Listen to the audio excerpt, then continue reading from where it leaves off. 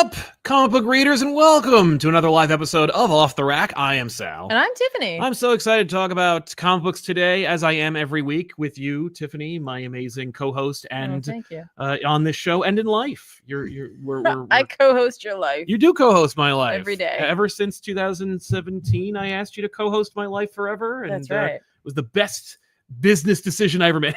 What? It's the best life decision How dare I ever made.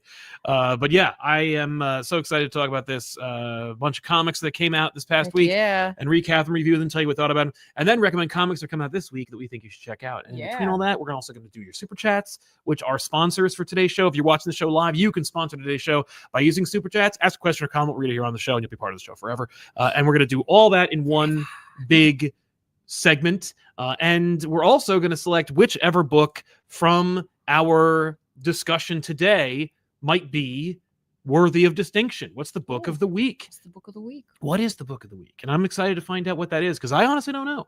And I should say at the top of the hour that I did not catch up on Jason Aaron's Namor, so I am sorry, and apologies again to Namor and Namor fans, both of them, one of whom is on the show. I am not a Namor fan. You apparently have become one, because you now have favorite runs. I have one. Well, you've won. Actually, one run. You didn't read the Burn run, so you don't know.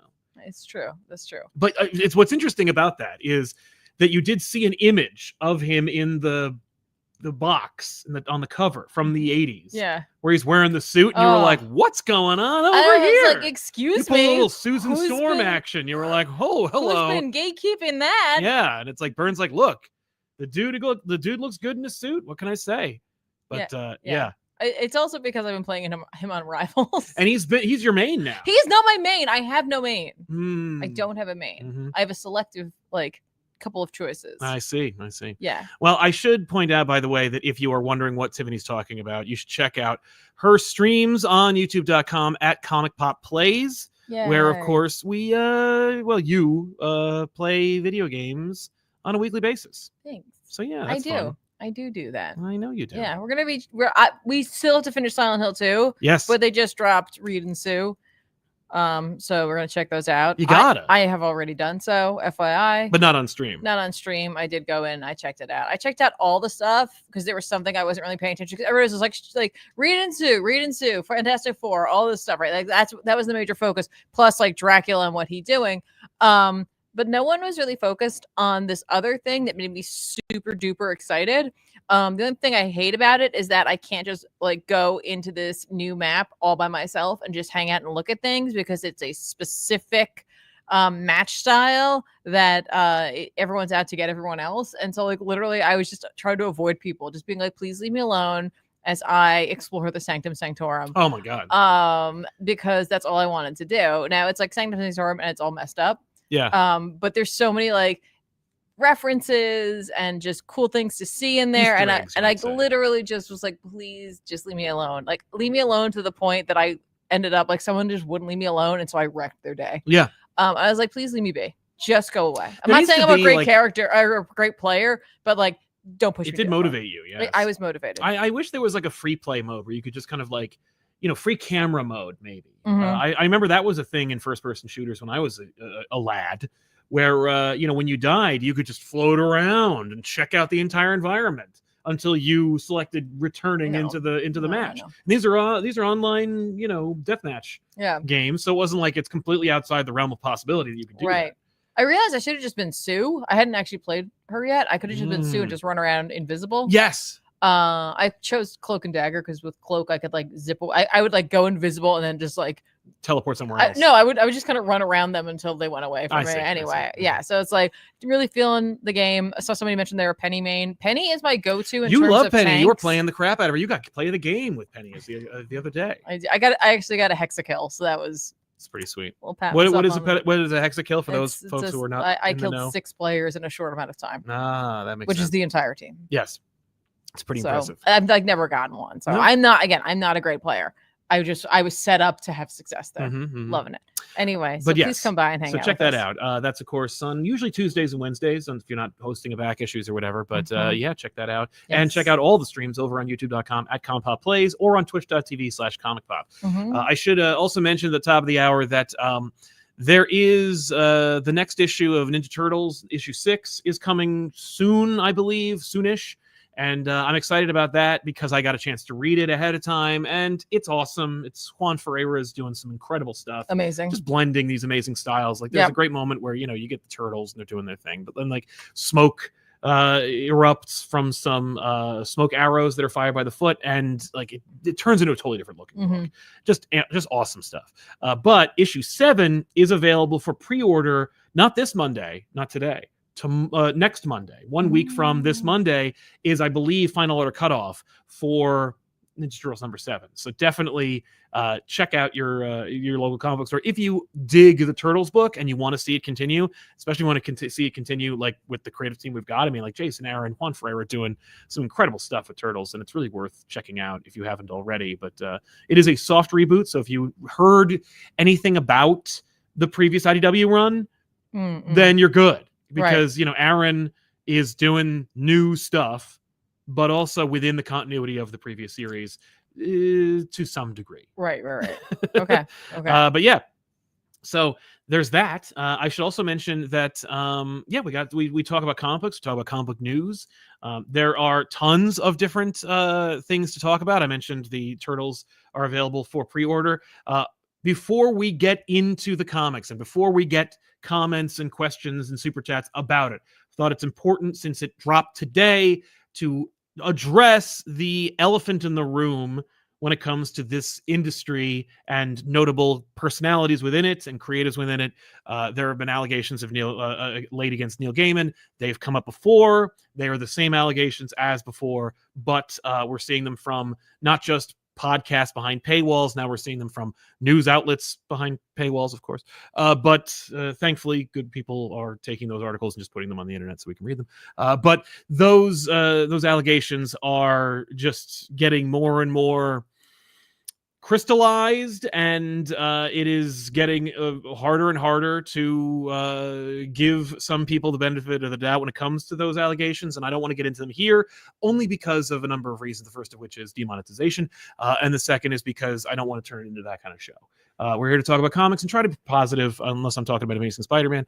But when it comes to this gaming thing, it's looking real bleak and real bad. And this is a it's personal for us because Tiffany is you've been a big fan of Vertigo and Sandman, and it's just been it's been hard, and and I'm sure it's been hard for many different people who have been fans of Neil Gaiman's work for years, decades, to hear these allegations and to just try and process them. And that's what we're trying to do. And so instead of really getting into it, I think it's important for us to kind of like open the door for a conversation regarding what to do and how we can do it where you separate an artist from art, and if that is possible at this point. I don't know. And I know that I've been in this conversation for a variety of different creators, not just in the comic book industry, thank goodness, but it's come up, and it is harder and harder to answer that question, and I'm not sure what the answer is, and we're just gonna have to wait and see. And when I say wait and see, I mean like we're going to have to figure out how we're going to move forward when it comes to enjoying one's work, supporting one's work, how one gets around that and goes forward from here. It is horrific, and it's like ugh. So there we go. That's all I want to say about that. Really, I don't want to get into it too deeply, and I don't want to reharp or go in circles here. So instead, we were addressing it. It is horrific, and our heart goes out to the victims of the alleged victims of Neil Gaiman, and also to the people who want to, whose lives have been changed by his work, who now have to, come up with some other means of, interpreting that work. Ugh. just terribly disturbing and uncomfortable, and makes it difficult for everybody. But no one more so than the alleged victims that unfortunately are, and who did fortunately come forward and share their experiences, because it's incredibly hard to do that. I can't even imagine, and I do appreciate their strength and their their bravery in sharing that. So let's try and wash that out of our mouths and instead talk about some comic books. Whoa, fun, pew pew pew, comic book industry. Whoa. There are a lot of different books that came out this past week that I want to address. I think I would like. Did you ever get a chance to read that What If Galactus Transformed Gambit book? Neither. So I figure maybe you could talk a little bit about Namor, since I didn't, and I really feel bad about not reading Namor. I really wanted to. I really did. Well, there's only 2 more issues left. Oh, but it's not being canceled. No, it's just the series. It's an 8-issue series. Yeah, it's just a story. Love those 8-issue miniseries. I mean, I appreciate the fact that at least there is a new industry standard for books that normally wouldn't exist. Yeah. Well, look, I can't give it 12. Okay, that's just asking a lot. The drop off in terms of sales is just so meteoric that we're just going to have to either go, 8 or nothing. Unless it's I believe it's Black Canary best of the best, in which case it's 7. So yeah. Namor. So Namor, this is issue 6, written by Jason Aaron, with all by Paul Davidson and Alex Linz. Yeah. Yeah, so we're watching Namor. I've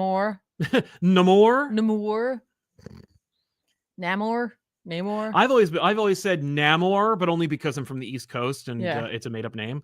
But the internet has been kind enough to remind me that it's as far as they're concerned, not pronounced Namor.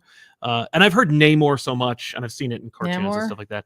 I mean, at this point, I more or less just say Namor, the same way that I say Yautja, even though I find the whole thing ridiculous and stupid. So yeah, I mean, I would honestly, out of spite, I would call it Namor. Just because I know it rubs Chip Zdarsky the wrong way. There you go. So yeah, I mean, Aaron has been giving us this let's talk about Namor. Yeah. Namor. A little bit about his history, his childhood. Yes. Kind of where he comes from, why he is the way he is. Why he's such a colossal jerk. Yeah, all of that, but also deal with the fact that the ocean has no king or any ruler of any kind, and 7 individuals have risen up to say it's gonna be me, and that's what we've been seeing is him interacting with each of those 7. So now all the 7 have been revealed, and they're all okay, yeah, but it should be me, right? But me, literally. That's but me though. And it's so that's a trend. If you grew up in the oceans and you profess to want to rule it, you're probably going to be a jackass. Well, some of them are why not me? Or Atuma, right? Who is not present. Oh, so it's not Atuma? I don't think they're present. I don't remember. Anyway, he's blue, and a lot of people are blue in this. All right. So Namor wakes up in the grotto of the ancients. Okay. And he's like, I have no memory of how I got here. So we do a let's go back. Let's go back. Well, and as I understand it, I don't mean to step on your review here, Sure. but Jason Aaron loves to tell an epic yarn. This is kind of not only a present day story, but also a how do we get here, King Conan kind of epic tale that we're telling here. This is how Namor came to be. So yeah, we're going to do that. Okay. Yeah. I mean, I assume we're going to do that. So hang on real quick. I'm sorry. This super chat. I know we do this at the end of the show. Yeah. But this just got me very excited to go home. Okay. So Josh Wallaba says, and I know we do this at the end of the show. We're doing this one right now. Re-Rivals. Pick change mode, custom game, room settings, invite only.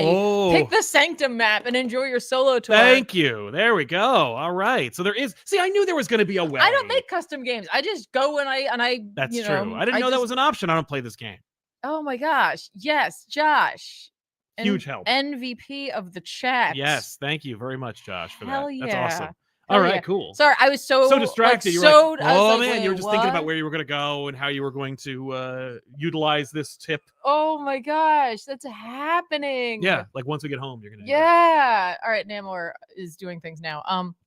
So anyway, we have him meet like the final individual who's like going to lay claim to the throne. We're at the final countdown. You were at the final countdown, and it's like a monk priest who's like, listen, like you were supposed to do this thing where you took the throne, you were supposed to go to the grotto of the ancients, and you were supposed to like like kneel before our god and like be like, hey, cool, and that's like the final part of your coronation. You didn't, so like you're an idiot, and like I am supposed like I'm gonna take over instead. Okay. So we see some of this, and what ends up happening is like during their fight, like Namor gets like the upper hand, and this guy like essentially like teleports him away. Oh, right? No. And of course, throughout this whole series, like Namor has had like random sea creatures being like, hey, you should do it. You should be king. Like kill him. Do this. Do that. Like they're all talking to him, and he's like, stop it. Yeah, leave me alone.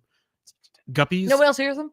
But also like when he first arrives at the grotto, there's like a woman there, and she's just standing there looking down, and she's like, yeah, some of them went down because like it's like this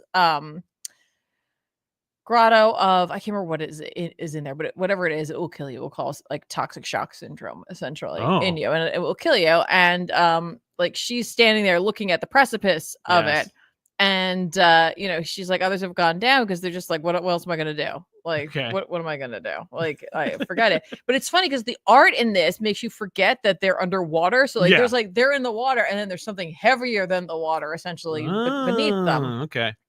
And so like she says that like some like when they tried to come back up, like they couldn't. So like it was like horrific. Like they spasmed and whatever. They drowned. Until they died. Yeah. So like he's like, well, don't do like, she realizes who she is. I love that moment where she's like talking to her, and then she's like, wait a minute, you're Namor. You suck. you're here to like get unalive yourself too. Like, yeah, go ahead, you go first. I want to watch this. Right, yeah. I want to see this. Right. And he's like, well, no, I would never do that. He's I would like, never deprive the world of these abs. He's like, all right, now come on. And he's like trying to like get her away. And she's like, oh, I wasn't here to kill myself. And she reveals like a child, like a baby. And she's like, I can't care for this child any longer. Oh no. And she's like, whoop. Okay. And so Namor like jumps in. I was like, whoa, nice. Namor development. Good for you, man. Mm-hmm. Good for you. And then when like we get the backstory of how he got there, then we catch up with him, and he grabs the kid.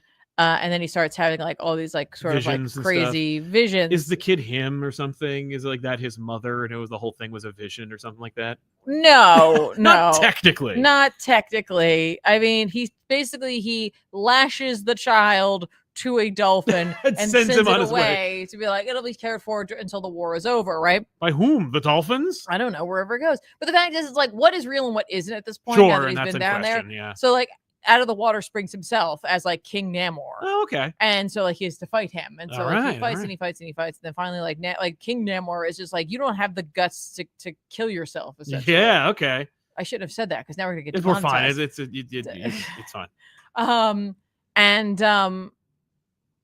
He's like, our Namor is like, yeah, you're right.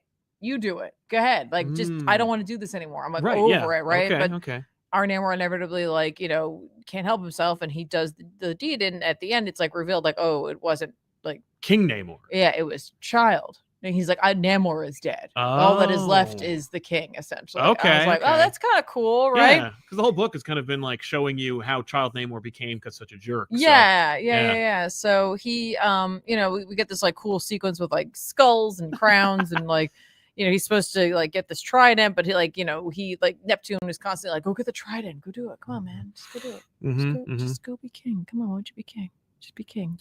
I don't wanna. No. He sees like old Atlantis fall, and like he realizes that like either he needs to, initially he was like, I have to like favor someone, I have to pick someone, like maybe I gotta back somebody. Maybe the next king should be crowned by Namor, like maybe that's what should happen. Okay. But he's like, I can't pick any of these people. Yeah, they're all terrible lunatics. I can't do that. Mm-hmm. So that's why he starts putting it together. He's like, I see how this is going to end. It'll end in like destruction and death. Unless I do it. And so like all the 7 like would be rulers arrive. Only one of them, Kaylani. Okay. The one who he like used to hang out friend? with. Yeah. She's like, maybe the king should just fight instead of having our armies fight, because like all that's going to happen is like death and destruction. Thank you. And yeah. everyone else is like, nope. No, war, gonna... war. I see one of them is Atuma, so. Oh, is it? Oh, yeah. Okay, you can tell by his head. Oh, yeah, you're right. I'm sorry. No. You're right. I think we actually met him before. Well, he doesn't really talk a lot. It just feels like, I don't know why, but I know this book's been coming out on time, but I swear it feels like we had a gap. That dude, I don't know why this book feels sometimes like that. Sometimes when I fall off a book, it's because of these gaps. Hey, remember that other Batman book that Jason Aaron's writing, the one where he's in space? Well, yeah, but I just didn't think this one had a book. Like, I think it's been coming out on time. I think so too, but also it's like a very unassuming book. It is a bit of unassuming. Anyway, so I apologize for forgetting that Atuma was there. I'm only bringing it up because I know. Well, he's also like, for me, the least interesting character on this page right now, because it's like you have like Crazy Cthulhu, like monk priest. Yeah, he's fun. Kaylani, I think, is a really interesting character. The Orphan King, who is the skeleton who who controls ghosts. I'm like, no, you're all cooler. That sounds way better. Like, that's what the problem is, right? That's funny, because when I looked at the skeleton on the throne, I thought it was like, oh no, our would-be king died, but he still should be king. So they're just like parading his corpse around. Like, we're going to make his corpse the king. No, it's a really cool visual. It's a very like Conanian visual. Absolutely. Which is why I feel like Jason Aaron is perfect for this book. Naturally. But anyway, naturally, like the seven, like they're like, all right, so it's a war. So they're all bickering at the same time, deciding like, that they're going to go to war. Yeah, they're like, it's going to be a war of the 7 kings. And Namor's like, make it 8. Nice. So I'm like, okay. All right. 2 issues of like 2 issues Namor, of war, of Namor. But it looks like in the next cover, like it looks like he's punching Neptune. So I assume inevitably he's gonna have to like battle Neptune. Oh yeah, he's gonna have to challenge him, because he's like, you relinquished your throne. Yeah, you're gonna have to reprove yourself. Yeah. That'd be cool. Yeah. So like honestly, like everything that's gone on in this book has been leading up to here, and I really like all the myth and legend surrounding it. And again, I am a fan of Jason Aaron's Conan, so this is just a really cool fit for me, and an introduction to Namor for me, beyond just him being in other books. Totally. That's funny. Also, all of this has happened. Like, you could say this is in continuity, and then he's gonna like pop back into a book somewhere, like some other big event like Blood Hunt 2 or something, and then they're gonna be like, oh, shut up, Namor, you don't even do anything. And he's like, I was in a dope book by Jason Aaron that nobody read. Like, how dare you accuse me of not doing anything important? I read it, and it's good, and I enjoy it. I know. I love that name for a Marvel event. Namor. Namor. Yeah, that's happening. So I read Wolverine 5. I guess I'm reading the series now from Salad and Ahmed with Martin Kokolo's work on art. We're watching this whole thing. Basically, Wolverine fights these characters who are being possessed by the like anti-adamantium gold thing that's infected their bodies. Right. And Wolverine manages to purge it out of his system, because at the end of the last issue, he gets infected as well. And basically what happens is that thing's like, oh, Wolverine might be the true adamantium lord. I'll have to pay attention to this guy. And that's the book. He also is rescued a couple times by Wendigo, and at no point does anyone go like, we need to just take this poor kid. Because like the whole point of this whole book, or this like the emotional through line, is that a young boy or a young teen was forced to consume human flesh and became the Wendigo in the Canadian wilderness. And so as a result, he's a Wendigo, and Wolverine's been trying to like train him into being a person again. And it's like, you're not going to do that. It's magic. He's been cursed. You can't like take him to a cabin and like teach him new words, which he does, and expect it to go away. Like, you got to take him to Doctor Strange or something and have him get the curse lifted. You can't just have him not be Wendigo or have that Wendigo be like a superhero. He's like, hi, I'm Wendigo. And like, that's cool. You're like a white Sasquatch. What's your whole deal? Well, I ate one of my friends. Oh my God. What? Like, it doesn't work. It doesn't play well, in the demographics. It's not a good look for whatever team takes on a Wendigo. I love that you described him as a white Sasquatch when the Yeti exists. Well, yeah. Well, I mean, because there is a Yeti. Yetis are different from Wendigos or Sasquatches. I'm just saying, like, you went for that extra reach. You're like, it's this. And I'm like, well, I mean, it's more akin to a Yeti. Yeah, but it's more like a white Sasquatch, because Sasquatches are Canadian based, or at least Pacific Northwest based, and they are not Arctic. Whereas the Wendigo is also not Arctic. A Yeti is a snowy Sasquatch. A Wendigo is a white Sasquatch. This is a really weird His fur start is white. to 2025, where Sal is trying to instruct me on cryptids. I'm just explaining the difference in Marvel cosmology. It's very different from real fake cryptids. But yeah, so you get to see Cyber do stuff and Constrictor and Lady Deathstrike, but it's all in service to some other new thing. But it's fun. It's still a passable book that I enjoy reading from time to time. That's all. Okay. I don't care about the gold adamantium thing going on, though I did see the IMAX trailer for Captain America New World Order, and it looks like adamantium is on the menu for the MCU finally. Oh, interesting. So that's fun. I also read Batman Dark Patterns #2. I had a feeling you would. I hate looking at this cover. It's such a great cover. Dan Waters, Hayden Sherman. This book is great. It is This just cover so cool. upsets me. I don't like eye things. Yeah, I hear you. It's not in his eye though. It's all around. Yeah, it's the implication of what is about to happen. I don't like it. Yeah, it's really well done. That's why I don't like it. It's phenomenal. The book looks great. There is some phenomenal panel work because Hayden Sherman is now the person for amazing panel work or new and exciting comic book panel work. Yeah, no, I read Dungeon. Exactly. You read Dungeon. You're reading Absolute Wonder Woman. Doing great stuff. So yeah, you own Dungeon. You have we have the trade. It's nice. I really like that book. I know you do. It's phenomenal. Yeah, it's good stuff. Absolutely. I read almost all of it, but anyway. Of Dungeon? Yeah. Oh. Well, because I had to interview Scott at New York Comic Con. Yeah, that's right. And I was like, but you read Dungeon.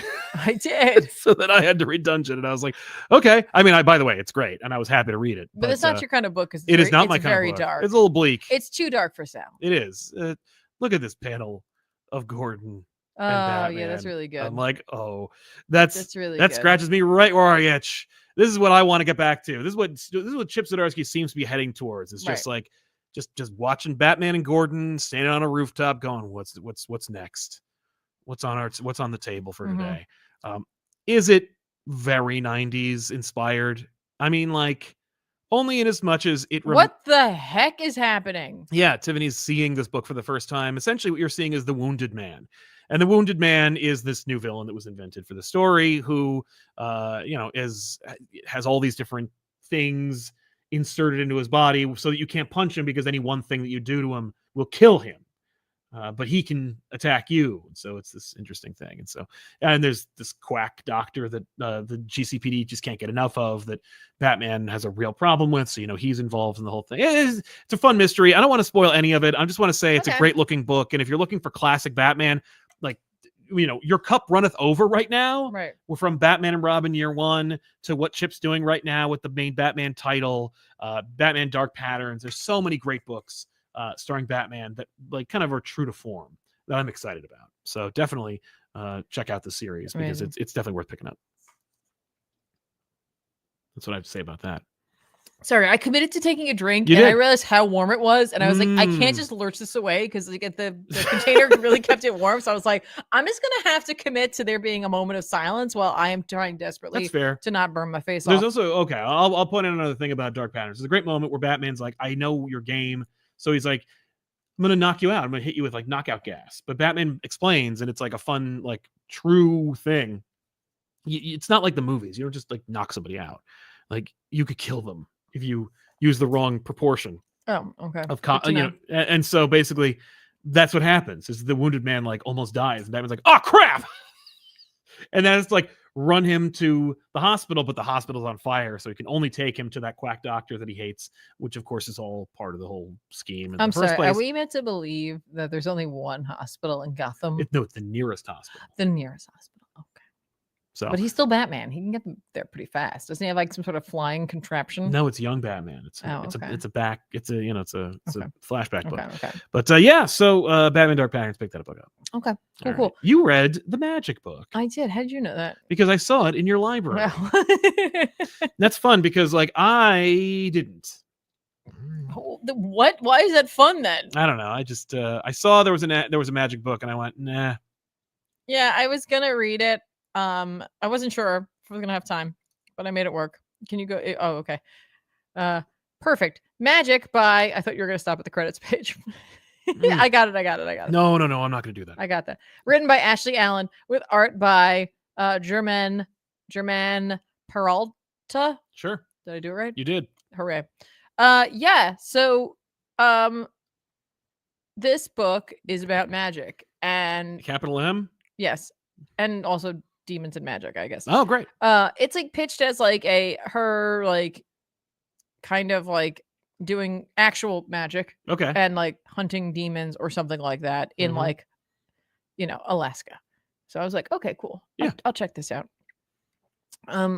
This issue was like fun, but it is a little all over the place. There's like a lot of ideas floating around in this book. Yeah. But it feels like it starts off strong as like this is a magic book, and by the end it feels more like here's another concept I wanted to do book. They're gonna come together because like they can, but it's just the way this issue is structured. It just doesn't. I don't know. Like there's also like parts of me that's like, okay, listen, I'm not saying no one else can do this concept now that someone has done it. But like the fact that Kieran Gillen created like a kick-ass grandma character who, has like a prophecy and like a destiny and like a child who's meant to take over and like meant to do these things and all that stuff. And then you do it too is just kind of like interesting to me. I just think it's funny how I'm not, and again, you just pulled an eye. I just think it's funny that. All right. So I did. With Ashley Allen. What of it? It doesn't diminish it. Just for me, I was like, oh, yeah. Okay. Oh, I saw this idea also. But like, it doesn't matter because at the end of the day, like, grandma doesn't make it anyway, so it's fine. Right, it's fine. But like simultaneously strikes me as like very modern and also like late 90s, early 2000s like feel to it, which I'm not really upset about. And I would like to continue reading more of this book. It just for this first issue, it just wasn't super tight. I hear you. In my opinion. Okay. It just needed a little more like just a little something. Yeah. It's just like sometimes things happen because the characters are saying that they have to happen in a way. You know what I mean? Like, yeah, and maybe there's like something within the script or something internally that makes you that totally justifies it. But as far as the way that the book is selling it to me, it was lost in translation. It's just really the structure of it, right? Like, and it just feels like obviously at the end of the day, everything's gonna make sense. Yeah. But there's a couple of things where it's just like, oh, we're at the end of the book.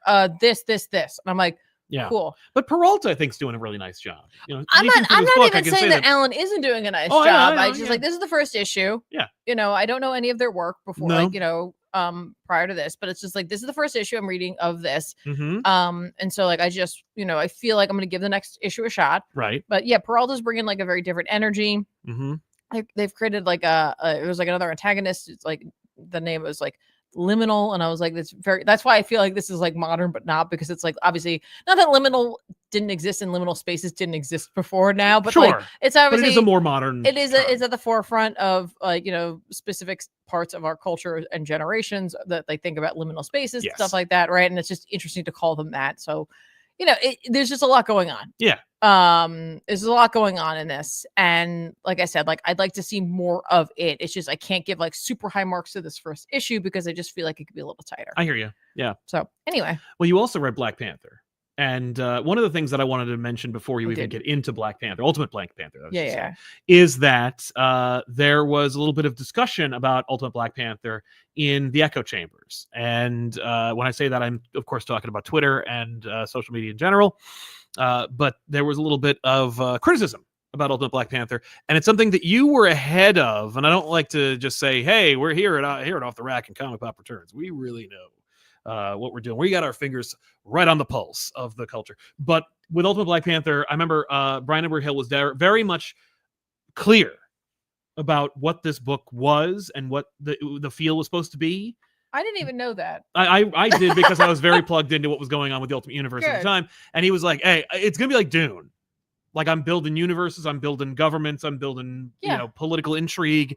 It's not going to be a real like punchy kind of book, at least not right away. But I promise you, like there will be action and stuff. Yes. And for the last 12 issues, we've been like building / fleshing out this part of the Ultimate world. Right. And I've seen some heavy criticism about it because they were like, well, it's been 12 issues and nothing's happened. Yeah, I have just recently been made aware of because for 12 issues you've been like, I love this book and I don't hear anybody talking about it. And then you finally saw somebody talking about it and they were like, boo. I was like, what? Yeah. What? And that's fine. Listen, everybody has their own opinion. Entitled to their opinion. Yeah. I do think it's interesting though when folks put on their own, like, well, this is what I think this book should be. And sometimes that is true. Like if you pitch to someone that, you know, your book's going to be like off the walls bonkers and then there's like nothing going on. And it's super grounded for no reason. It's right. Like, well, it's like, what the hell was that? Okay, but you indicated this, or like that's what this character should be, right? But this is the ultimate version of Black Panther. We know nothing about this character necessarily. And Hill is really going out of his way to not make it be that we have to rely on our previous knowledge of Black Panther. Which I really appreciate, by the way. Oh, no, I do too. I mean, I think it helps for some things. At least you have like some idea of the terminology. What kind of like vibranium? The bass. Exactly, you know? Exactly.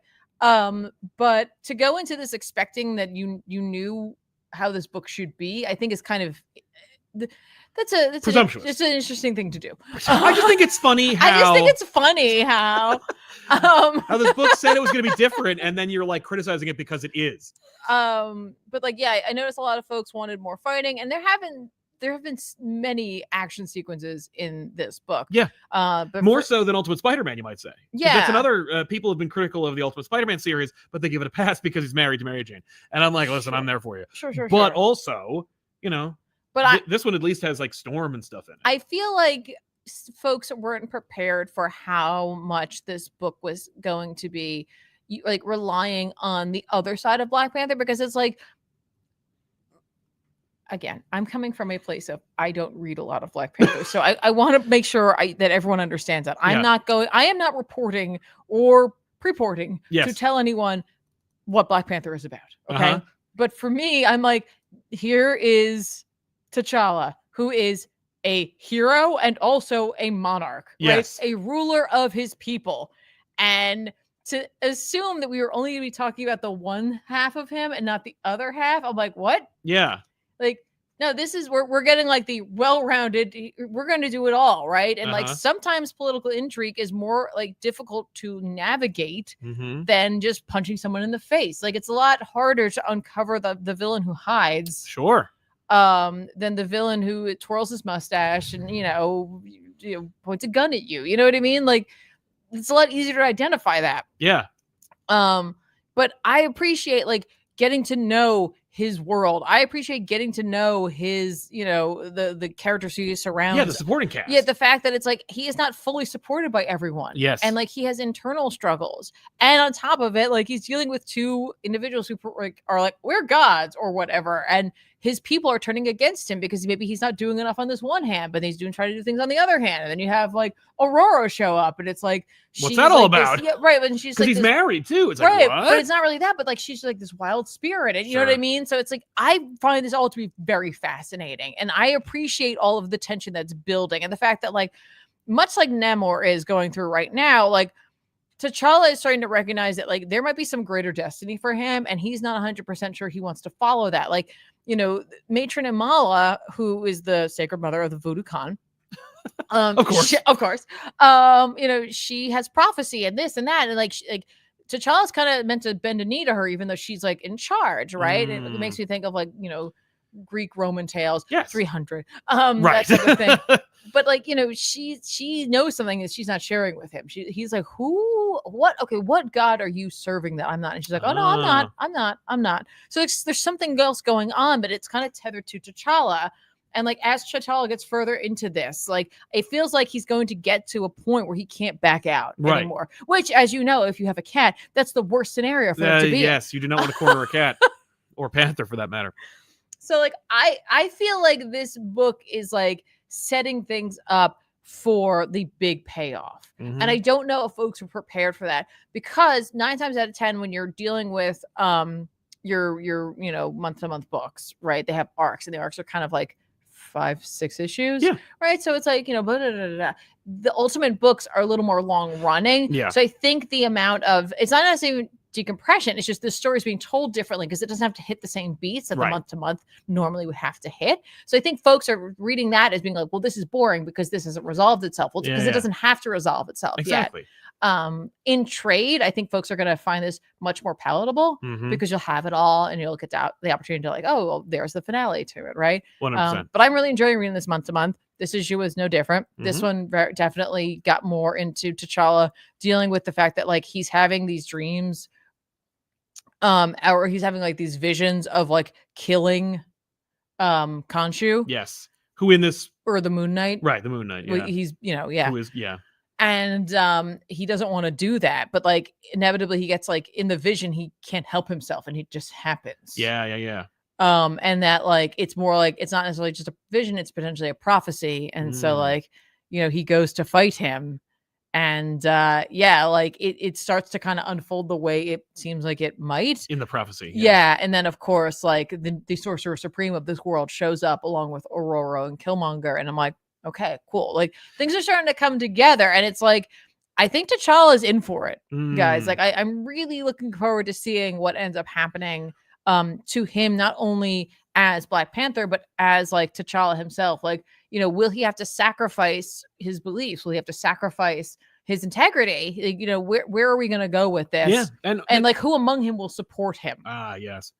There's also the ticking clock element that like is ever present in all the Ultimate books, whether they want to acknowledge it or not, which is that the maker kind of like set up this whole universe, put all these pieces on the board, and now he's taken off the board. The maker is not actively working on this universe or constructing any of the major, goings on and decisions for a year. Yeah. And so for this year, we're watching Black Panther / T'Challa like do things without any oversight, without any influence from the maker. Like for the first time ever in this universe, these characters are able to act as they would naturally.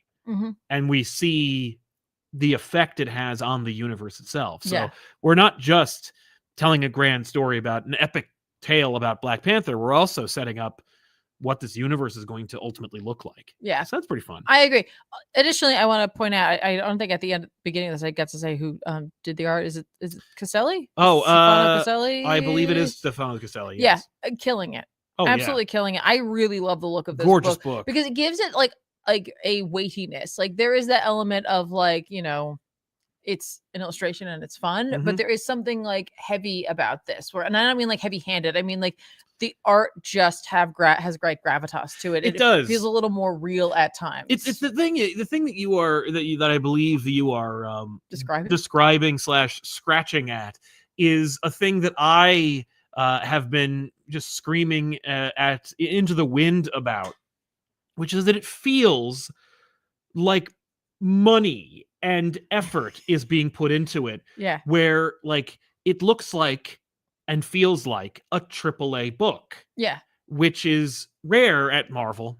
And it's something that I find frustrating. When like you pick up a issue of Amazing Spider-Man and it looks bad, or it looks not finished or it looks like a book where it's like, oh, this is a fine book for what it is. It feels like it's standard. It doesn't look like a AAA book. It doesn't have that, like, even if it's house style, it's still like there's a difference between, either a new or unfinished or unseasoned artist or a house style artist or an artist who's trying to do something very deliberate and specific. I think there's some books that like you want to try something different, and then there's other books that's like if you want it to be appealing to all demographics, it has to hit a certain mark, and this book does. No, it does. It while looks it great. Also feels like a more niche book. Yeah, anyway. I appreciate that Caselli is able to manage how the heroes look and how the people look. Like everybody looks good. Yeah, it's not just like, oh, I really just came here to draw superheroes. Yeah, like I really know how to draw Black Panther, but I don't know how to draw T'Challa. Like, yeah. Like everyone has a distinct look, and it's not just like a built-in like everyone has the same face. Oh yeah, and I really appreciate that. That's fair. I read. Well, I guess I can talk about it. We could talk about Amazing Spider-Man. Oh, I read it. I'm kidding. Yeah, number 65. This time, actually, I believe it's by Joe Kelly again. No, with art by Cafu. Yeah, it's by Joe Kelly. Or CAFU. I didn't look at the credits. I was just reading it, and Me about like 4 too. pages in, I was like, Joe Kelly's writing this. I could feel it. That's funny because I went to the front and I was like, yep. I couldn't. I was like, I didn't remember who's writing this. I don't know who's writing this book anymore. But it sounds like I have a better okay. Well, you have a better read on Joe Kelly's work than I do, certainly. But yeah, so Spider-Man enters the next trial. There were twins. This, the one aggressive physical twin is immediately taken off the table. His sister is unwilling, kind of uninterested in this whole contest thing, but is still a slave to appearances, and so must challenge Spider-Man. Spider-Man has a moment where he's just kind of like, stop, please. I just don't want to do this anymore. He gets this orb. The orb, he has to hold on to it for as long as he can. If you drop the orb or let it go, you lose. The orb basically makes you see, the inevitability of death and how it affects everyone around you. Not your death, everyone else's death, and how it affects you. Yeah, just you have to live through the loss. Yes, you have to live through the loss of everybody who matters to you. And so we watch that. And we watch as the death of Miles Morales, the thing that makes him freak out. But he also gets to watch Aunt May die, and Mary Jane die, and J. Jonah Jameson. And, okay, so you say that like you're like that's what makes him freak out. And it's like, no, it's everything up until that point. That is the straw. Yes, that's true. That's the straw. So right, but he does seem to kind of like go, I've seen this a million times. Like I'm no stranger to tragedy. Like, please, oh no, you have to watch a greatest hits reel of your greatest failures. Yeah, I've done that a million times. It's like funny that Joe Kelly put that in there because it's like I've accused him of being like, we've seen this before. Yeah, and he's like, yeah, hi, I've seen this before, and I'm like, oh, hello. Yeah, but it's one thing to watch Gwen die again and again. Yeah. The past repeat itself. It's another thing to see something that may or may not happen. May or not. Yeah, exactly. And I saw a couple of opportunistic social media gurus taking images out of context and then putting them up on the internet and being like, this is the end of Jackpot. She dies. And I'm like, nope, lies. Felicia dies. And there's a funny moment in that one too, where she's just like, whoops. Just misses a rope. No, it says like her luck powers like ran out basically. Like that the indication is that she plummets and it has like a finite. Yeah. And she's like, I have no regrets, die. And I'm like, good for you, Felicia. But funny. It's so that's the book. And inevitably he succeeds because that's what this book is. And I don't know. What else can we say about that? Bailey dies. He's like, oh, so sad. Wait, did you not like this issue? It was fine. It didn't blow my mind. Like I think it's because I don't care anymore. Like, I don't even know. You need a break from this. It's just, it sounds like you have to just stop. Well, no, it's because like, oh no, Mary Jane died. But like, they're like, even in the narration, it's like, they're super best friends who, maybe live together or something. It's just, there's no weight to any of these characters anymore. Like Aunt May doesn't resemble who she used to be in any way in this series, or hasn't for like 5-10 years. Mary Jane is just like, she might as well die for how like, for what kind of effect she's being used at this point to the character. J. Jonah Jameson having like an embolism. I'm like, that would be funny or interesting in some other context. She's like, that's okay. That's so funny that's your read on this.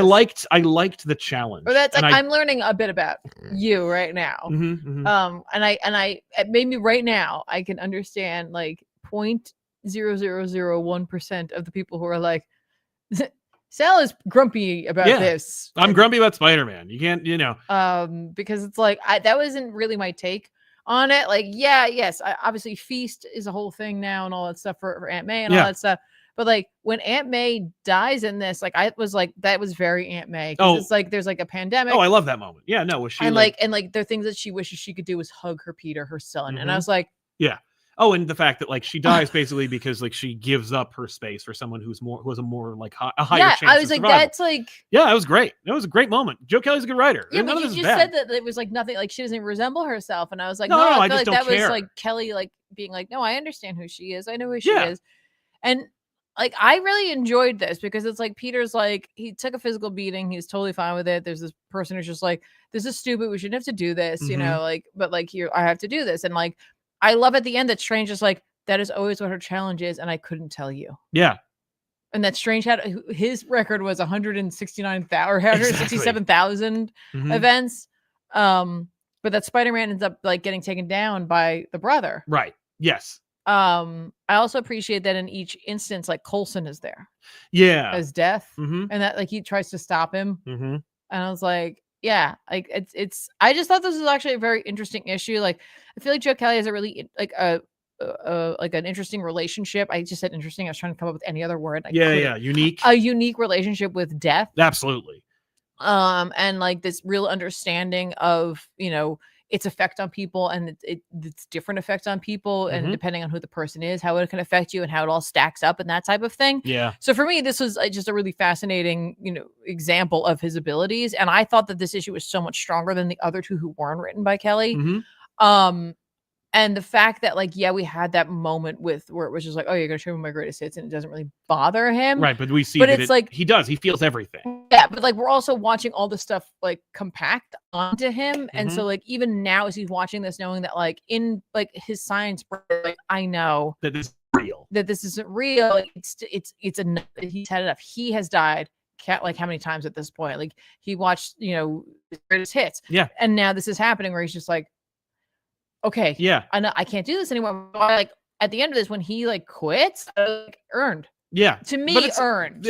For me, that's funny because that for me illustrates like why people should stop reading Amazing Spider-Man after a certain period, because one of the other like classic tenets of Spider-Man is that he quits, right, and not like always just being Spider-Man. He doesn't always put his suit in the garbage can, right, but he like people love Spider-Man for his like insurmountable spirit and his ability to Pete quits every other time. Like every other time that Peter hits like a wall, he like has a conniption fit and like a pity party and then quits. And this is one of them, right? But I don't think, and it's earned in this story because because we set up the fact that he's like being emotionally ravaged by this experience. But I've seen it a lot, so I'm like, oh, okay, this is the part where he quits. Like, it's earned, like, and it works. And but that means that you can no longer look at this objectively. No, I never. You've completely lost the ability to do that, because I feel like this is showing you not just that he's quit, but like this is him like becoming a bit of a nihilist. Oh yeah, where he's just like, it doesn't matter. Now I've been shown like 1,000. Yeah, I've watched my aunt die like 6 ways from Sunday. Yeah, so I don't feel anything anymore. Yeah. Like it's like being a Spider-Man reader. But maybe what that should do is give you hope that like Joe Kelly he gets it. No, I believe he does. Except for that nonstop Spider-Man book. That thing was boring. Okay. But I didn't read that. Yeah, no, nobody did. But this is, I mean, like I said, I think it's a fine issue. I just, but for me, it was like I was going through experience like this where I was like, I don't give a crap anymore. Like I just don't. You've worn me down. I don't know if I care anymore. I'm sure it's not, but like the sister, which I can't remember what her name is. I'm sorry.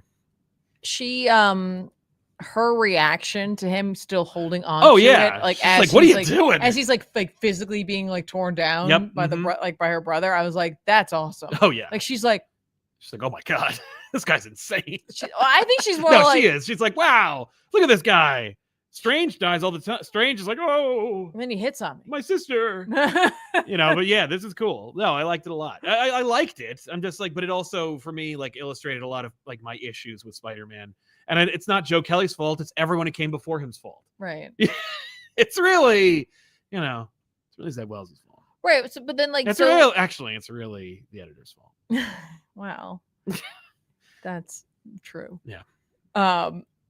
But I thought this was a good issue. I really enjoyed it. The fact that obviously this is all magically inclined as well makes me go like, hooray. Yeah, it's a nice blend. This is fun. I don't think this is what's going to happen, but wouldn't it be interesting if like him quitting is also part of like the challenge? The challenge isn't over yet. Of course. Like, wouldn't that be interesting? Yeah, a little bit. Maybe. I mean, we've been waiting for the for the reveal. With the rods. What's he gonna do with the rods? I think she's gonna play a bigger role, the sister. Than we think. The fact that like she had like a moment earlier where she's like, I don't want to do this anymore. No, like in one of the other issues where she's talking with her siblings about how like doubting is and how she was studying him, and then for this to happen, I'm like, okay, it could be that this is the moment where she like turns heel. Yeah, becomes like So I agree. And I dig it. Yeah.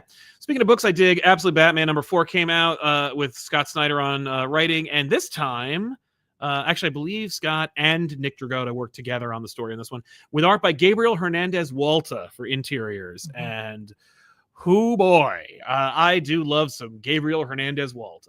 Gives me constant, like, if you're not familiar, he drew Vision, which was an amazing series. And while I don't know, the book looks great, but I was missing Dragata. I was like, this book has a very distinctive style, and this book for me, this work illustrated for me, no pun intended, that this book has a very, like, not everyone can do it. Right. Not everyone can just you can't just have Tony S. Daniel come in and do an issue. Like, Absolute Batman has a look, feel, and tone. And if you change it visually, you disrupt it. And I don't think it was bad, but it didn't have the same feel. This book did not feel like the last 3 issues. Yeah. That said, it's still great. I don't know how I feel about Bruce's trial and error on the Batman thing. Okay. There's a sequence in which we see, like, his first Batman. I'm like, I thought this is kind of the first Batman. It's like, no. The first Batman, he dresses like a vampire and he puts in fake teeth and he bites people and he has like red contact lenses and he's like, and he's thinner and littler. And I'm like, what the hell is this?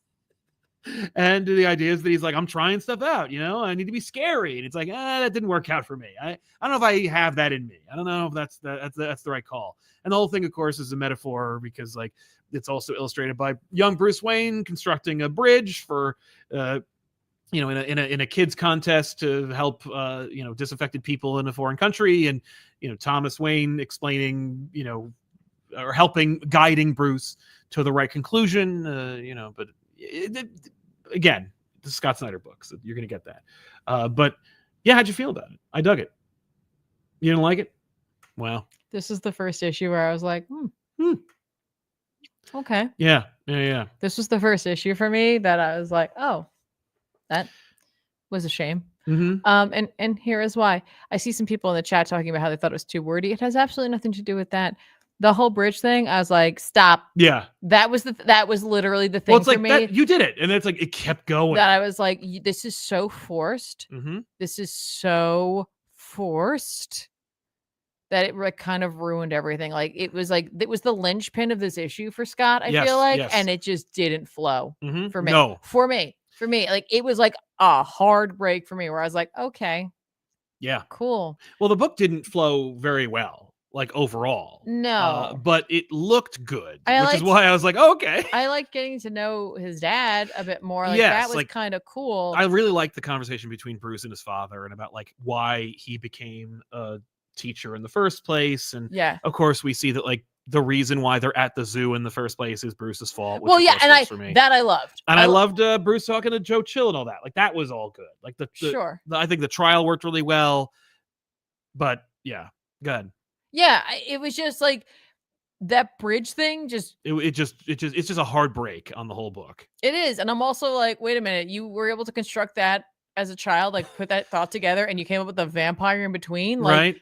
It just did not work for me. I know. But I really like, there's a sequence where we illustrate, like, Bruce's, how he's resourceful and how he doesn't need money to be Batman. He's like, how he did this, like, cool moment where he's, like, standing in a tunnel and it's like, it was an RC car with, like, it cost less than $1,000 to make this thing. Yeah. I just feel like there was a million other things they could have done to get that point across, that, like, because clearly the point wasn't just the fact that he makes the Batwings, because that's what he does. And I'm like, that's so frustrating to me. The point was obviously to show that, like, this is a Batman who needs to understand what the people need. Yes. And there's so many other ways he could have done that.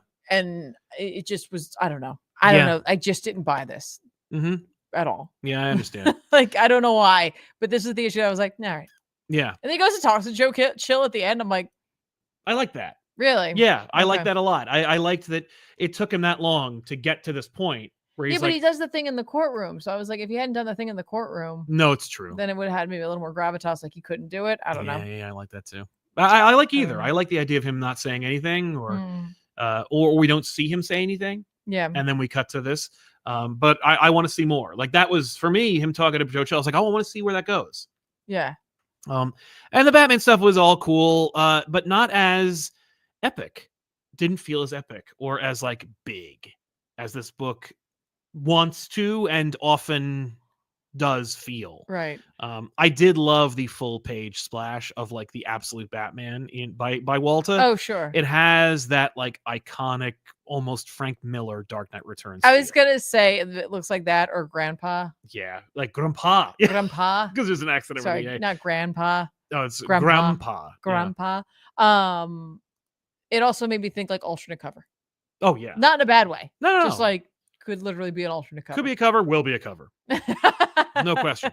But yeah, the book it did feel a little sloppy. Right. And that's really the worst it could feel. I do love a good Bruce and his dad sequence. I do. But it was heavy-handed. To me, I think what it made me start thinking about was all those times that like Scott in the past and other runs has wanted to give us a history lesson. And it wasn't that. No. But it made me think of that, which put me in like a mood. And I recognize that in myself. Yeah, I hear you. But yeah, I just felt a little forced. Yes. Kind of forced. Oh, well, yeah. But and that's what's such a shame, because the first 3 issues felt not flawless but effortless. So yeah, I mean it's a good series overall. It's certainly a good book, but it was not the best Batman book of the week. Oh wow, which it ought to be at this point. Right. Mm-hmm. So yeah, those are the books. Should we pick our book of the week? Yeah, do you have one? I think I do. Oh, we always do. We got to pick one by default. We have to have one. I think I know what yours is. But mine is Batman Dark Patterns #2. It was such a delight to read. I was like, this book works. And I was it made me feel good when I read it. I'm torn between 2 kings. I know. I definitely am. I think Ultimate Black Panther is going to edge it out. Yep. I appreciate that, like Hill has been just, like, this is my plan. Yeah. This is sticking to it. Yeah, sticking to like what, like, this is the story I'm telling. This is the pace I'm telling it at. Mm-hmm. And just developing a really like rich, full like world for T'Challa to play in. Right, but runner-up was obviously Amazing Spider-Man for you. I mean, I did actually like Amazing I know Spider-Man you did. quite a bit. Yes. But I was going to say like Namor. Oh, Namor, yeah. Namor was excellent. Excellent. But no, Amazing Spider-Man, I really enjoyed it. I like when Joe Hill. Man, Joe Hill Spider-Man. It's because we were saying Joe Chill and Joe Kelly. I love when Joe Kelly talks about death. Yes, you do. I really do. He seems to understand it pretty well. Yes.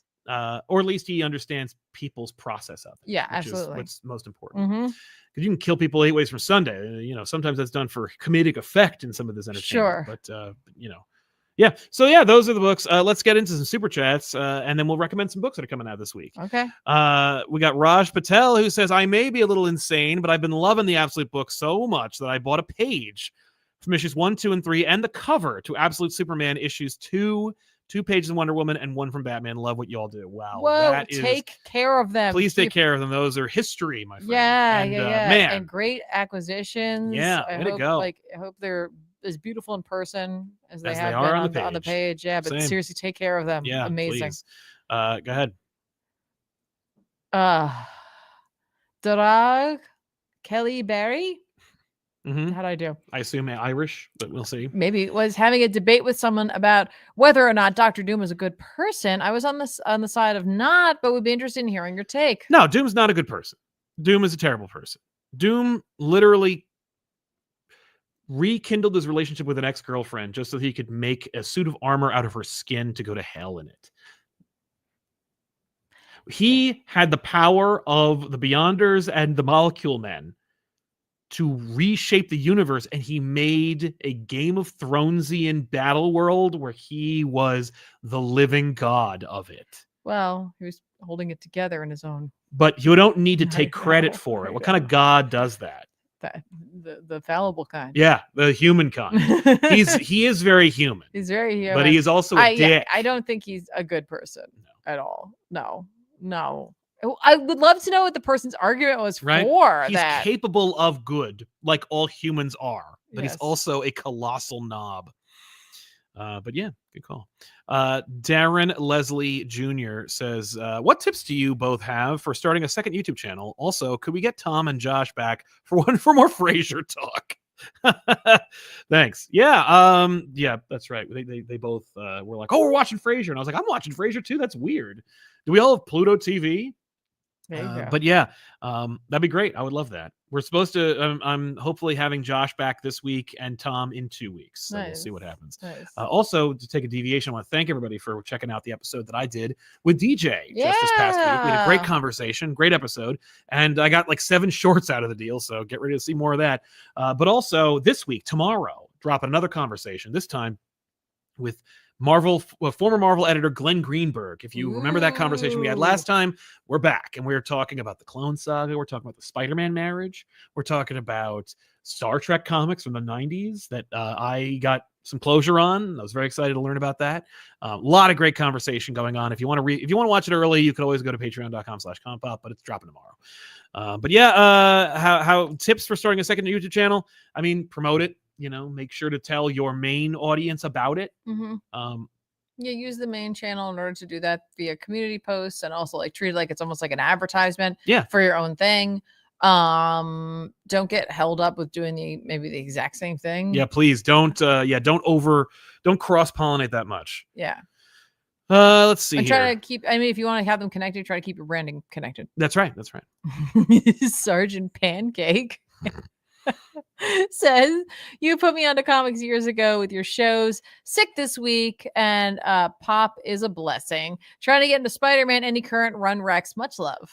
Tiffany would recommend the Joe Kelly run from now that you might enjoy. She would. But yeah, as far as current runs, you could do worse than checking out the Babylon 5 creator JMS run, which is it's all collected and it starts 1 and 10. But you could also just read Bendis's Ultimate Spider-Man. Just go. Or Ultimate Spider-Man, the current one. Or Jonathan Hickman's Spider-Man. Yeah, Ultimate Spider-Man. 12 issues. It's all in collected volumes now. Go ham. Enjoy. You don't even need to read all the Ultimate stuff in order to read Spider-Man. Do that. Hayden Hamilton fell through the glass and cast iron table this week. Oof. Sorry to hear that, man. Hopefully you are not debilitatingly injured. But thank you for coming by the show. Oh my gosh. Take care of yourself, man. Oh my gosh. You got to be careful where you fall. What? It's a Spider-Man No Way Home quote. Oh. Hulkzilla says, wishing you guys all the best. Question: are writers and artists able to negotiate how many issues they get for any limited run they get? No. They do and they try, but it's ultimately decided by the publisher / the editors. That is usually dictated ahead of time. They don't like to go, if you're doing a limited run, they don't go, we'll see how many issues we get. If it's billed and ongoing, then it's usually negotiated and discussed. But when it comes to that, depending on how, unfortunately, this is the way it works, how popular they are, they can usually dictate / negotiate for higher amounts of pages / issues. But yeah, the writers and artists work together, but they are also, of course, employees of the publisher, if you talk about the big two. So, that's all kind of set up / coordinated by the editor and the senior editor and stuff like that. Go ahead. We did this one already. All right, that's right. Don't forget. It's your turn. All right. Zilly Goose says, longtime watcher of ComicPop, you guys get me through my workday. Glad we could do that. Thank you. Are either of you able, or have either of you read or have read the ongoing Incredible Hulk series? No. I'm not a Hulk fan, and I missed the Immortal Hulk. I read some of the Immortal Hulk from Al Ewing, but I'm good. Hulk doesn't make me excited, so I don't read a lot of Hulk. Sorry. That's fair. Christian Gatica saying, love the first 2 issues of Two-Face and feel like no one is aware of it.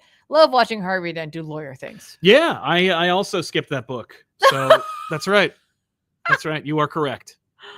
Revolutionary Dragon says, I think after the defeat of Moon Knight, Wakanda is going to come out of isolation and take over all of Africa to get Ra. Paul does after Dune. Oh, interesting. Yeah, I think we were talking about Spider-Man when that came up. We were getting into Spider-Man, so I was like, what would Paul be doing in the Ultimate Universe having to do with wait. No, the Dune Paul. Not Man Bun Paul. Matt Fisher says, hello, Ben and May. Hope you're both well. Uh-oh. Yeah, thanks for that. Thank you for keeping us sane. What's your favorite belt design? 80s to 50s, pouches, animated, or Adam West? Oh man, this is really for you. I loved the pouches when they were first introduced. When I first saw pouches, thanks to Dark Knight Returns, and then later you started seeing them more. I was a sucker for them. I loved the idea of the pouches, but I was raised on 89 Batman, what is that belt even for belt, where it's like capsules, just yellow and capsules. And I'm like, well, you can't put everything into a capsule, man. But like, where's the gun go? Like the grapple gun. But I've come around. I love seeing a good Brayfogle. Like, it's nothing, just yellow squares and capsules, but pouches. Okay, there you go. Nikki T, hey Sal and Tiffany, hope you had a great holiday. We did, thank you. Yeah, I bought the omnibuses for Chip's Daredevil run. It is epic and insane. Love their Electra's Daredevil costume. Me too. Yeah, great suit. I think it's coming to Marvel Rivals, so keep an eye out for that. What? Is she coming to Marvel I believe Rivals? so. Yeah. They gotta stop. And why? They gotta slow it down. No. No, you released too much. I think it's gonna be short-lived. Yeah, I don't think the books. I don't think that game is gonna last or have the effect like Overwatch did. I think it's like we're enjoying it now. Every month there's more players than before. You're gonna shortchange yourself if you're not bothering to balance the heroes before you start adding them all in. They have declared they're not going to balance the heroes, but they also won't ever run out of characters. What do you mean they declare they're not going to balance the heroes? They said it. Remember, they were like, "Oh yeah, I've heard those problems. Whatever, moving on." Yeah, but they're already putting fixes in. Oh yeah. No, they did. They did a patch. Oh, okay. Nothing changed about Iron Fist, which I'm the most mad about I could possibly be. But they did a bunch of things to change up some characters. Yeah. But it's like the more you put in, the harder it's going to be to strike that balance. Like, you're never going to get it perfect, but like, don't let the meta be. Anyway. Yeah. Well, Nikki, tells Chip that you bought him and show him because he'd appreciate it. Maybe he'll put it into his Substack. Ronan Unchained. Hi, y'all. Just finished Grant Morrison Animal Man Omnibus. Please do a video talking about that run. Anyway, I always heard about this book, and it was beautiful. Yes, that's correct. We also have the omnibus, or at least we have one or two of them. And Animal Man would do well. We'd be okay with that. Nice. And J-Man27 Joester says, I liked the Amazing Spider-Man issue. Seeing Peter deal with nihilism, this main arc, has been a step in the right direction. I agree with you. I agree. Yeah, I think that's fair. I think that's smart. It's a smart move because, like, I think a smart audience will understand. Well, that's funny because maybe my problem is that I am too close. Like, I am Peter. I'm like, who cares? Like, I'm so close to it that I'm like emulating what the main character's doing. There you go. But let's recommend some comics that are coming out this week that we think you should check out. Thank you so much to our super chatters for sponsoring today's show. Amazing Spider-Man 65 is dropping. That's exciting. Oh, wow. I know. Wow, really? Yep. Is it one a week? It seems like it, or at least it's two a month. I don't know. Okay. But Derek Landry and Kev Walker working together on this one. Okay. Batman Superman World's Finest, Wait, number 35. Joe Kelly's not writing this one? No, he's not. This is Spider-Man 65 Deaths, which is like a bonus issue. Oh, this one's about Phil Coulson. Oh, cool. Yeah, no, never mind. I mean, I'll still read it. Yeah. Well, Batman Superman World's Finest 35 is coming out. Ultimate Wolverine, number 1 is dropping, finally. Oh. That'll be exciting to see. Who's on this? Cappuccio and Dennis Camp. I knew it was Cappuccio. I just wanted to be sad about it again. Yes. Batman Robin Year 1, number 4. New Gods, number 2. That's what I was going to recommend. G.I. Joe, number 3. Storm, number 4. And The Moon is Following Us, 5. I heard from Scott Snyder that Green Lantern's Fractured Spectrum is good. We'll see. I haven't read it. Okay. That hasn't come out yet. And I don't know what I'm doing, but I'm still reading Jenny Sparks. So Jenny Sparks 6, though I think it's fair to say that I don't like this book. Whoa. So, That'd be something else for you and Tom to talk about. Yeah. I'm going to be picking up New Gods number 2. Oh, good. Because that's coming out on Wednesday. Are you going to read Storm? I did say that. Did I will. You say so? Yep. Sorry, I was just thinking about it. I was like, well, no. Yeah. A Question All Along the Watchtower number 3 is coming out. I like this series. Yes. Also, I just want to give a quick shout out to this because look what's on it. Oh, wow. The classic logo. Look at this. Look, is it this one? Whatever. There we go. Look at that. Look at it. Look at that Vertigo logo. Look at it. And the black DC Bullet logo on there too. Yeah. Cool. Look at. I was gonna make it bigger, but yeah, you can't. I can. I just choose not to. Good. But also that's coming out too. If you want that. Mm-hmm. There's a Rogue Savage Land book. Good. We're finally embracing this because it's written by Tim Seeley. Oh no. Oh no. It's like a throwback kind of thing. Yeah, absolutely. Yeah. Yeah, we're just like, screw it. We're just going back. We're gonna do it all. Yep. 100%. Ah, yes. This new book that has been. Yeah, You Won't Feel a Thing. It's a distillery book. It's written by Scott Snyder with art by Jock. Yep. So probably gonna pick that up. Probably. I just feel like, apparently it's a murder mystery, so it's not horror, but whatever. I'm sure there'll be a little bit of it. I'll have to find a copy of it somewhere. Yes. It's like I can randomly not have a problem finding distillery books and then absolutely have a problem finding distillery books. That's right. I don't understand it. Mm-hmm. Is that kind of it for me? Well, you read a little bit of FML, I think, right? Oh, was that there? Yep. Yeah. Oh, wow. That's a terrible cover. Yeah, FML number 3 is coming out this week, so I'll definitely grab that. I want to check that out. Mm-hmm. I believe that's it. I think that's it for me. Dang. Yeah. Fine. The beginning of the year is always a little weird, right? Yeah, it is. Oh, it's a really cool second printing of that. Ultimate X-Men number 9. Yeah, nice. with like a darker color on the outside of it. Yeah, that's cool. It's neat. Yeah. It's neat. Dig it. Jumping back into the super chats really quick. Bear Farmer says, Namor, it's either you or me, and I'm me. Yep, that sounds like literally Namor. Yep. Or Namor. Namor. Oh, Club Remix says, what was your favorite and worst movie of 2024? My favorite was The Substance, and Argyle was honestly one of the worst movies I've ever seen. I've heard bad things about Argyle, but I saw the trailer too, so I didn't see it. Yeah. But yeah, I don't know. I don't remember anything I saw. No, I didn't see a lot of movies in 2024. I'll be honest with you, but War for the Rohirrim. Yeah, War for the Rohirrim was fun. It was great. Yeah, I really enjoyed that. We but, didn't get a chance to see Nosferatu. No, so that can't be my best. Well, it's out. I mean, I know, but I'm just saying I can't say that was my best 2024 because I didn't see it in 2024. No, that's true. What else came out? We must have seen something. Yeah. I know there was. No, apparently there was no movies. There's just no movies at all. Yeah. What? Oh, Deadpool and Wolverine came out. That was fun. But that you can't call that like a movie that was like, it's a movie we saw, but it wasn't. We saw like that movie. You can't say like, oh, it was the greatest movie of the year. We didn't see Sonic 3 or Borderlands or The Wild Robot or the Ape movie or The Order. Or The Wild Robot. I was like, I can't do that. Looks like they're gonna It looked really sad. It looks sad. I heard good things though. I'm sure, but I need to see that in the privacy of my own home. That's true. Where I can just cry and cry and cry all by myself. We didn't see Wicked. We didn't see 2073. We didn't see like anything. We didn't see that awful looking Hellboy movie that I heard we didn't miss anything for not watching. Should have. Yeah, probably. We should watch that. We didn't see Fall Guy. Oh, did Madam Web come out? Did Madam Web come out in 2024? I don't think so. No way. So that no, I did see Madam Web though, which was a big waste of my time, so you can imagine. And so yeah, that's it. But all right, we'll check out Wild Robot. My AMC thing would actually recommend movies. Would actually tell me the things I've seen. Oh, that's nice. Wouldn't that be neat? Yeah, my Letterbox does that. I do have Letterbox, so I guess I could do that too. Yeah. Let's see. I'm going to look at it really quick and then we'll get out of here. Okay, let's do that. Yeah, let's race to figure out who saw what. Yeah. Nosferatu is dope. I know. I saw obviously the thing. Oh, it does have that. Oh, there's Romulus. Mm-hmm. Oh, we saw a bunch of. You know what we? Nope. What? Nope. We didn't see anything.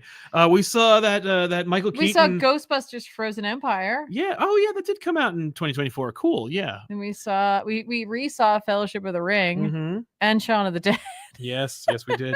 We also finally saw Michelle Pfeiffer and Jack Nicholson's Wolf. I'm talking about movies that came out, but maybe it's any game. Yeah. Or any movie. Someone said game, so I Plus, you love your video games. So. I do love my video games. It's true. Oh, we saw Alien Romulus. I said that. Yeah. Boo. Was it better when you said it? No. And I don't know if Furiosa counts. I don't know if that came out in 2020. It did. Furiosa. Oh, that was best movie of the year. There we go. No. Easily. I liked War for the Rohirrim more than I like that. Oh, no way. What? I loved War for the Rohirrim, but and if it was live action and directed by George Miller, I would have loved it even more. By the way, I hear that Chris Hemsworth, of course, star of Furiosa, has been lobbying Marvel to get George Miller to make Thor 5. And I'm like, please do it. For the love of God. I want to see that so bad. No. Yes. 100%. It wouldn't make any sense. Why? I don't know. Well, I want to see it real bad. Hell no. Don't let George Miller make Thor 5. Let him make Avengers Doomsday. Make it bigger and more expensive and Australian. Anyway, we want to thank you so much for hanging out with us. Don't forget to like the video, subscribe to our channel. A Lobo movie. Oh, I mean, like, I know the perfect director for the Lobo movie. Who? Zack Snyder. No. But yeah, no, a Lobo movie with George Miller, it'd be too epic. You'd be like, oh no, I love this. Well, you would. Oh yeah, I'd be like, you kidding me? Like, I don't want to be. Ethan would be like, I don't know what to do. I hate Lobo, and I love this movie. And I love what's his George name? Miller. Is it George Miller? Yeah. I'm thinking of George Romero. That's what I'm thinking of. I was like, it can't be George Miller. No. It can't be George Romero. I know. Yeah, but Ethan finally saw Furiosa like a couple of weeks ago. I was like, oh, what'd you think? He's like, it's amazing. I was like, wow, you should have come with us to the theater because it was totally worth seeing and no one was there. Anyway, but yeah, no, Lobo sucks and he's overrated. But I would like to see him in live action played by Jason Momoa. I don't want him. Come on. No. He's going to be great. Yeah, it's not about him. That's the problem. It's not going to be about him. But that's what people will take away from it. Look, the people who were going to take away Lobo weren't going to take away anything. Yeah, but he will be like the thing that's unforgettable. No, the movie will be unforgettable. It'd be like, oh, it's someone's birthday. We're here to celebrate them. And then like someone walks in carrying the cake and like just rips ass in the room. No one's going to remember the birthday, but they'll never forget that. I mean, some things are worth remembering, like that hilarious moment you just described. So anyway, MP says Dark Patterns is so good. Hope Waters and Sherman get the main Batman book after Hush 2. They don't need it. They're doing like tons. Dark Patterns is not stopping at the end of this first volume. They're going to do 3 volumes, I think, of this book. So, enjoy. But yeah, we want to thank you so much for watching. Don't forget to check out Tiffany on twitch.tv/ComicPop or youtube.com @ComicPop Plays. And hang out tomorrow for my chat with Glenn Greenberg. Chatting it up, hanging out, and I'd love to have him back. We're going to talk more about comics from yesteryear and why things worked out or didn't. I love getting his information and his experience. He's boots on the ground, man. But yeah, we'll see you guys next time with another episode. I'm Sal. I'm Tiffany. So long, everybody. Thanks a lot for watching. Bye-bye. Bye.